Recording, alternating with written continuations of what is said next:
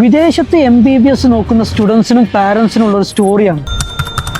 കഴിഞ്ഞ വർഷം 2024 സെപ്റ്റംബർ ഇൻടേക്കിലേക്ക് അബുദാബിയിൽ നിന്ന് നമുക്കൊരു എൻക്വയറി വന്നു. നമുക്കറിയാം, കഴിഞ്ഞ വർഷമാണ് വിദേശ MBBSുമായി ബന്ധപ്പെട്ട് ഒരുപാട് കോൺട്രവേഴ്സീസുകൾ നിലവിൽ വന്നത്. വിദേശത്ത് MBBS വാലിഡ് അല്ല, ജോർജിയയിൽ MBBS പഠിച്ചു കഴിഞ്ഞാൽ ഇന്ത്യയിൽ തിരിച്ചു വന്ന് നമുക്ക് പ്രാക്ടീസ് ചെയ്യാൻ പറ്റില്ല, ഇങ്ങനെയുള്ള ഒരുപാട് കോൺട്രവേഴ്സീസ് നിറഞ്ഞൊരു സമയമായിരുന്നു. അങ്ങനെ ഈ ഫാമിലി നിരന്തരമായിട്ട് ചോദ്യങ്ങൾ ചോദിച്ചു. അവസാനം നമ്മൾ അവരെ ജോർജിയയിലേക്ക് ഇൻവൈറ്റ് ചെയ്തു. കുട്ടിയുടെ ഫാദർ ജോർജിയയിൽ വന്നു.